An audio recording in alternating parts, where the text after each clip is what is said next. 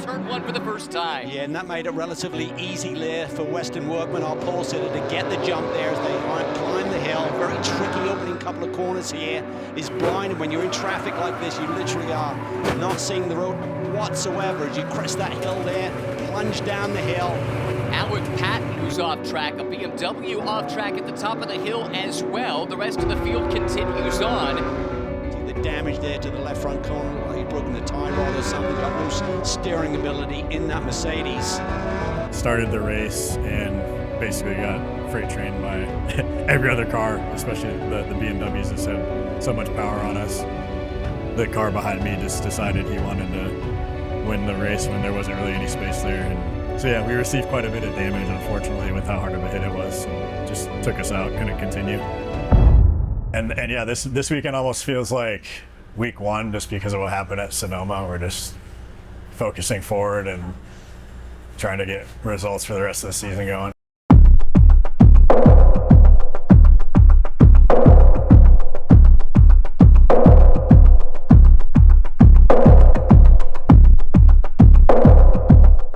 Welcome to the Circuit of the Americas.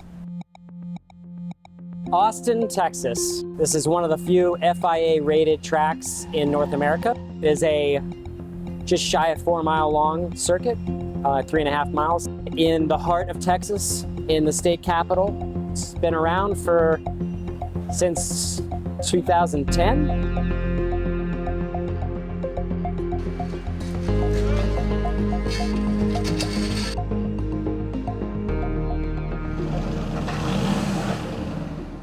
This is our Dome Motorsport AMG GT4 that we compete in the SRO GT4 America series. Let's talk about GT4 cars. GT4 cars are production based. That means they come off an assembly line just like your street car would be at home. It just happens to be a higher level model, GT Grand Touring race car that goes from production line to a separate production line where they put in a very strong FIA homologated cage to keep us safe and all the safety equipment that goes with it. Yeah, that's right. These are originally the 100% production-based road cars. This is the Mercedes GT model that has been out for some time now.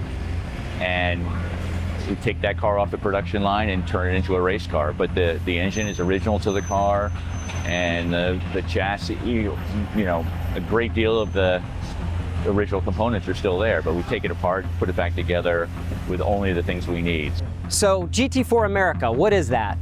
It is a 1 hour race that we race twice per weekend with 2 drivers. That means for 30 minutes you have driver 1 that qualifies the car and races the first half of the race. We do a pit stop, a driver change, and the second driver finishes the race.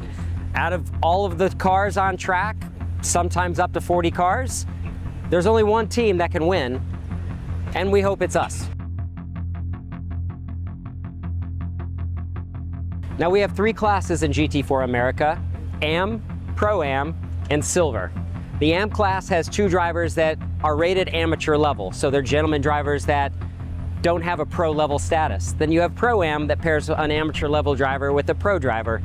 That's one of the cars that we have behind us.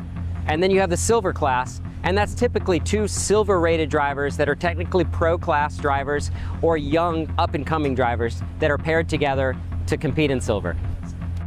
Now, 1 race a year, we're not racing a 1 hour formats. We have a 3 hour format, complete endurance race. We do that here at Circuit of the Americas in Austin, Texas. This is the team's opportunity that we get to stop more than once in a race, change for 4 fresh tires, and refill the fuel to keep going another 55-minute stint. This is a different format than when the teams are typically used to, so it adds for a lot of excitement.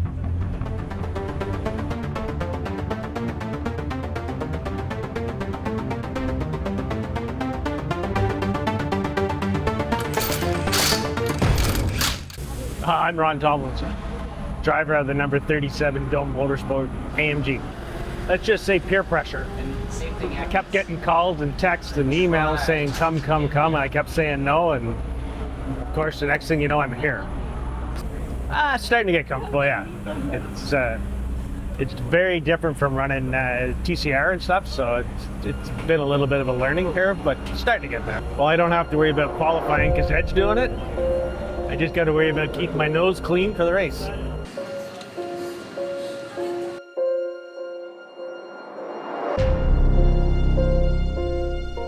My name is John Walco, and my job is the race engineer. So I get to interface with the driver and see what he needs from the car, and then communicate that with the mechanics and try to make changes to make the car a little faster for the next session. These tightly homologated cars have very few adjustments. So that puts me in a place where I have to really, really keep a microscope on the ones that I have, right? So, and what I've come to find with these type of cars that consistency is king, for one thing. And when you get the car, you know, with a nice balance on it, small changes make the biggest differences. So you really have to watch it to the millimeter or to the 10th or 2 of a degree and such. Before I got into sports cars and I was still running Formula cars and he was running a Formula car team, I met and got a chance to work alongside John as a driver engineer just on a testing basis, and really kind of made a quick connection with him. Just his way of communication jives really well with mine. Everything's pretty relaxed, pretty low key. If you notice when we talk, like if you just capture some of the conversation, it's like we're not taking ourselves too seriously. It's just a race car, just a racetrack. Like nobody's panicking. The number one rule is to not screw it up. So once you get a good car, you do the fine tunes and you keep the close eye on the adjustments that you do have, since there are so few. In regard to driver communication, like I said, if there is any secret sauce to what I do, it's in that area. It's in the driver communication. It's a whole lot faster to find speed in the driver than it is in a car. I'm the driver interface to the team.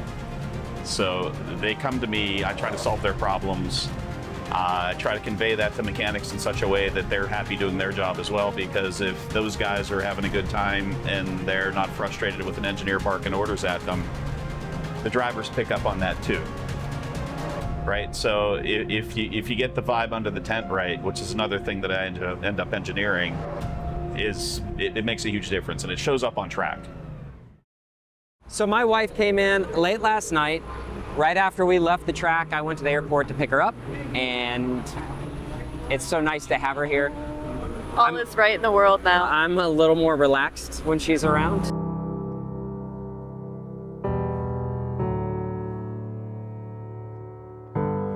My name is Tabitha Lohr. I'm married to Marc Miller, professional race car driver. So I think there is so much, of course, that happens at home behind the scenes when we are both at home, making sure that he gets from point A to point B and everything that needs to be done in between. But then being here, even though we always fly separate because he has to be here earlier and I can't always come because of our home life, or I can't come to the track because I have to work my own career from the hotel, but I still fly out here so I can at least have dinner with him and sleep in the same bed with him. And even if it's 1 or 2 nights a month, at least I got that, you know? Like there's always that. There's so much that he does at home that he's always trying, I don't want to say make up for his absence, but he's always trying to show me that he will show up. So even if he wasn't there this week and I had to do everything at home on top of having a career, he will always come back and show that he knows how hard it is. So he always comes back.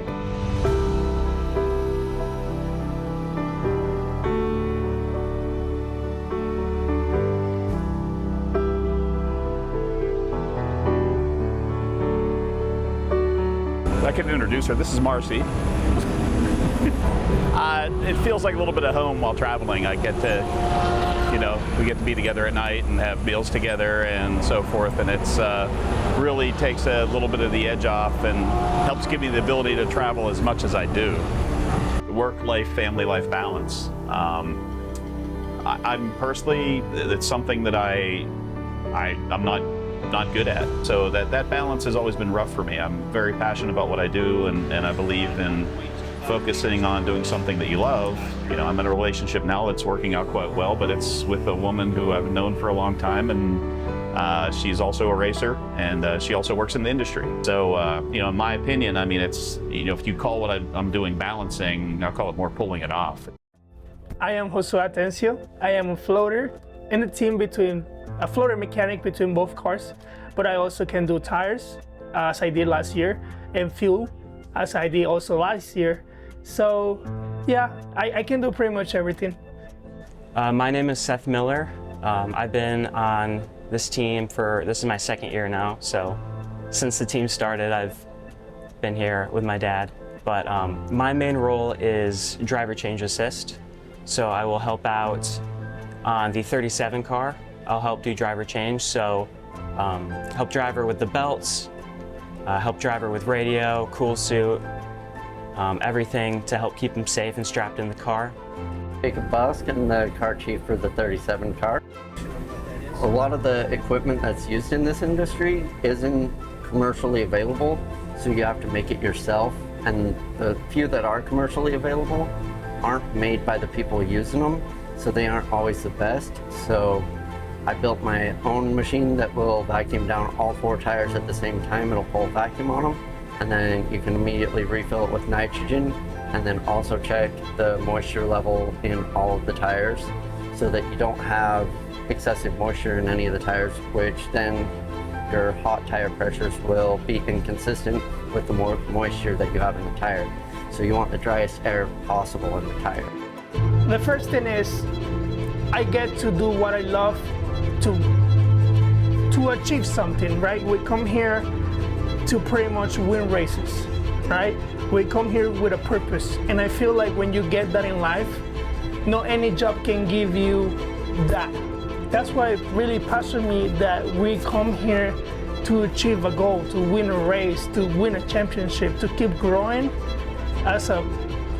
first of all, growing myself and growing as a team. So that's what really got me passionate about motorsport. You can go straight out. Remember, bending brakes and rotors. Pads.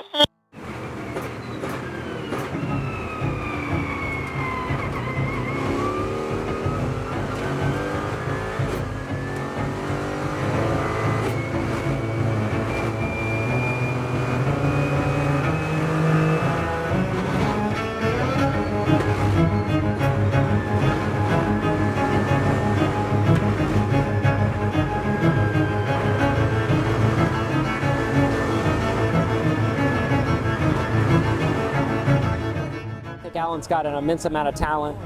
He's got the work ethic and drive that a lot of time just beats out over talent all the time.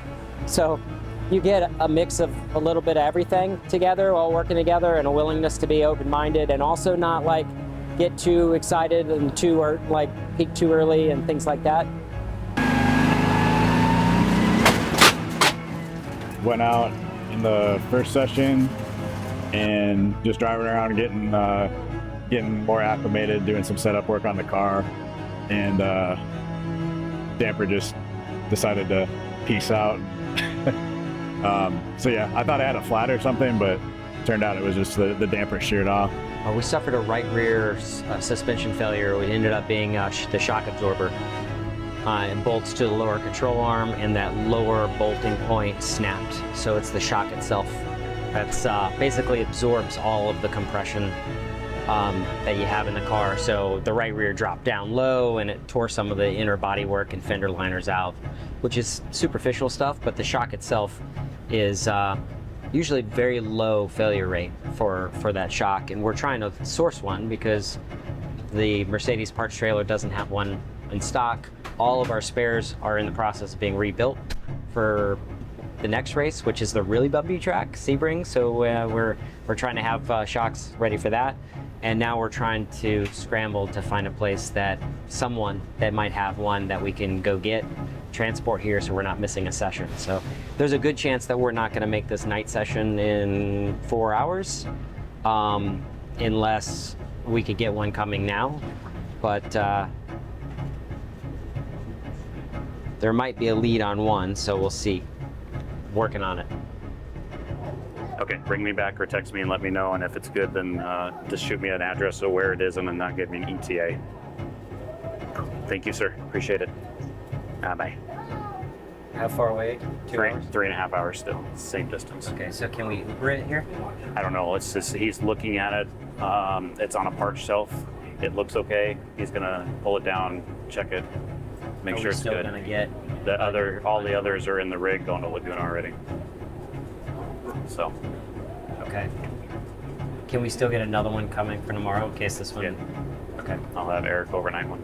All right. So we'll have a new one tomorrow. Let me call KW and see if they even have a regular built, because they could overnight it too, and then I don't have to buy one. Yeah.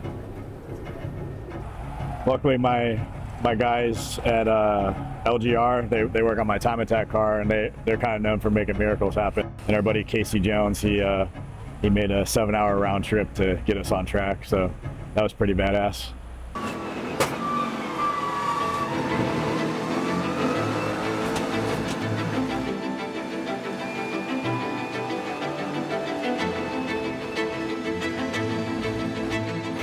How does it feel? Overall, the car feels okay. Steering wheel straight. Yeah, car feels good. Copy. Picking up your brake effort a little bit here. Still keeping out of the ABS. Just trust that brake rotor a little more on turn in for 11 and 12. Stay nice and relaxed on the end. So, boxing this lap. Box.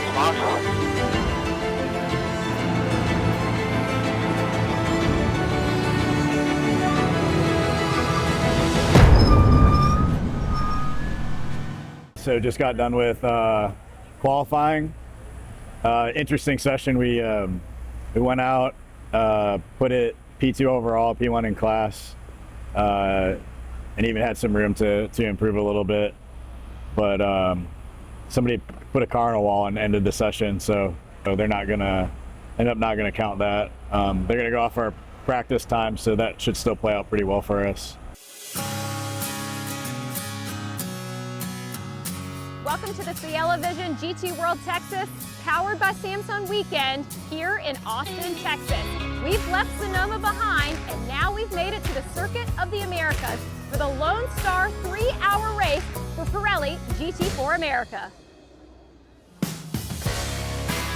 It's a venue that takes a little bit here and a little bit there from some of the most famous circuits in the world, seamlessly blended together to create a truly international destination. Here are the pole sitters in the respective classes. Weston Workman, Alan Patten, James Walker Jr. in silver, Pro-Am and Am respectively. 28 cars set to take the start, and this grid was set in unconventional circumstances. There was a red flag in the qualifying session, so they reverted to practice 2 times, and that's the way that they will line up here today, with Weston Workman on the overall pole, Francis Seldorf alongside for Auto Technic, Supra and BMW on the front row. Then it's Alan Patten, Pro-Am pole sitter for Dome Motorsport, and Nat Travis for Nola Sport. 12th row to Judson Holtz and Random Vandals Racing. They've been the benchmark team in the M class so far this year. Ed Killeen will join him in the 24th starting position. On the clock, it'll start to tick down in just a couple of moments. Then we'll get the green flag at the start line, which is different than the finish line here at Circuit of the Americas. Ready. 14 rows of 2, Ready. 28 cars Green, in total. green, Coming to the green green. flag, there it is. The 3-hour Lone Star Enduro is on at Circuit of the Americas, and it's a great getaway from Workman. He's leading the field into turn number 1. Seldorf able to fend off the challenge from Patten. It's Travis working his way to the outside of the Mercedes. Got shoved a little bit wide. 3-4 wide at the top of the hill. Yeah, a little jig there by Patten as he got back on the power and the acceleration when that allowed Travis to have to make a little bit of a movement. He's lost some ground. There's a bit of debris flies there. They come down through the S's. Great job by the front row to get sorted out. They built an advantage. Workman over Seldorf. Then you get to Patten. He's embroiled in that fight with Travis and Bars. Those two pretty close together.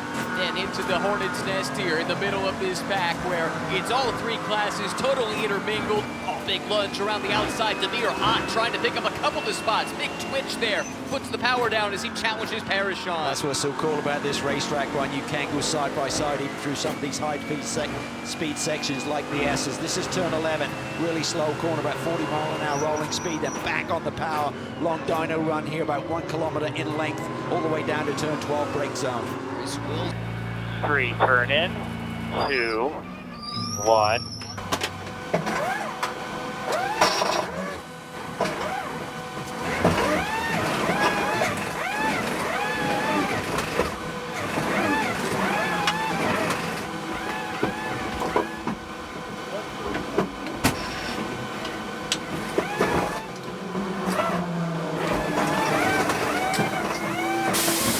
Clear to the pass lane. Hey guys, good job. Pick up lug nuts, reset, get ready. Tough position, compromised a little bit, and now battling with Michael Cooper, Marc Miller there as well, 3 wide in apex. Somehow they all come through on the other side. Michael Cooper, the big winner in all of this, picks up 2 for the price of 1. Yeah, beautiful racecraft there by Michael Cooper. Now he goes defensive there, holding the left-hand lane down this long back straightaway. As we say, it's a bit of a dyno run. It really kind of demonstrates who's got the straightaway speed when you're flat out for about 0.6 of a mile. Cooper in the Black Dog McLaren, just behind his Kitten Cook, and now joining the fun is Ryan Yardley, the old sparring mate of Riley Dickinson a year ago in Carrera Cup, and he's given this car a good run. It was started by Demir Hott. That is the orange Porsche, fighting side by side now with Marc Miller in the Mercedes. Wow, Kenton Cook there, that was amazing. Oh, that was a late move down to the inside there by that Supra. Ryan Eversley, very aggressive there. That was the car that restarted in 11th. He's making up some ground, got around the leader in the M class, James Clay, with that aggressive move, and both he and Miller able to continue on despite a little side-to-side contact. Eversley is up on the wheel big time, sliding it really wide there through turn 18, trying to put the pressure on this pack immediately in front of him. Great stuff. Ryan and Marc know each other well. They've raced against each other over the years, but the battle is well and truly on right now. Across the line, Tyler Gonzalez continues to lead overall by just under half a second over Spencer Pumpelly. Kevin Bohm giving chase, then laced. Baltas, Cooper, Cook, Yardley, Miller, and Eversley. That's the top 10.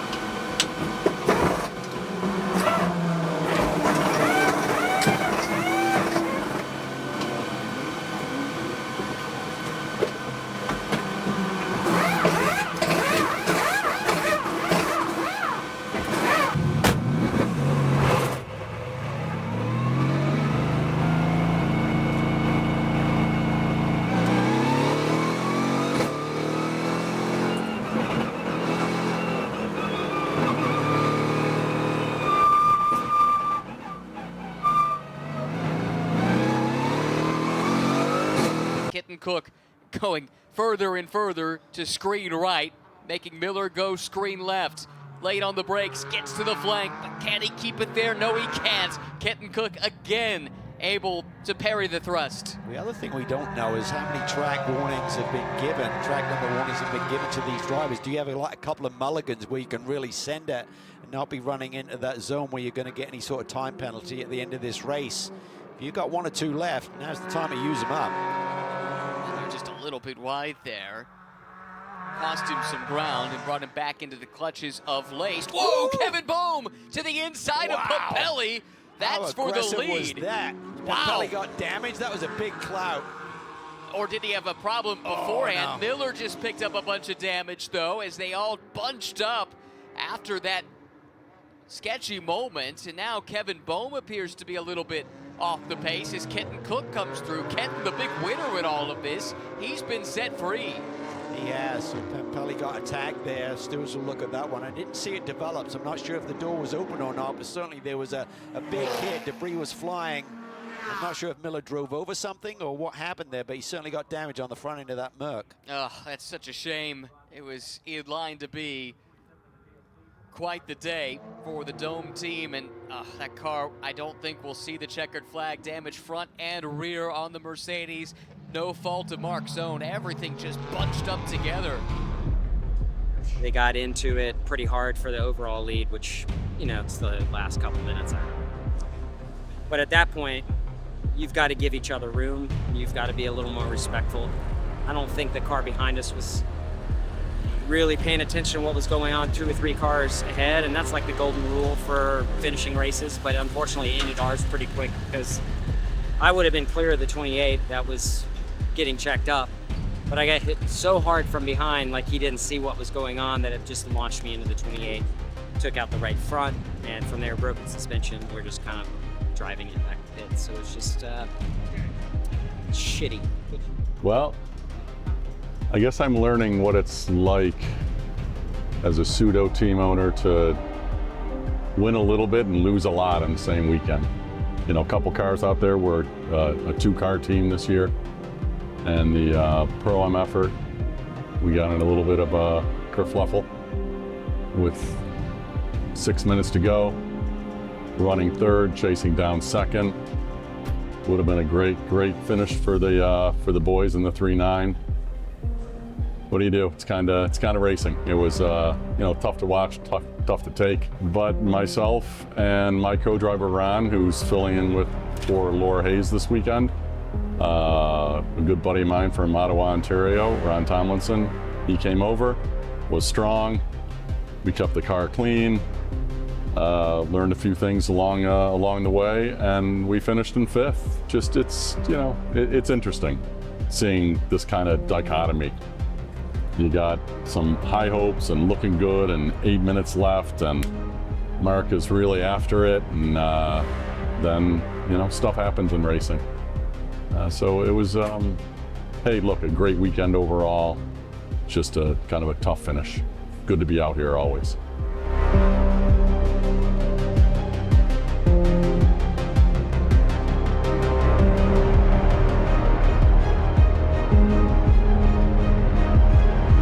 You let it go.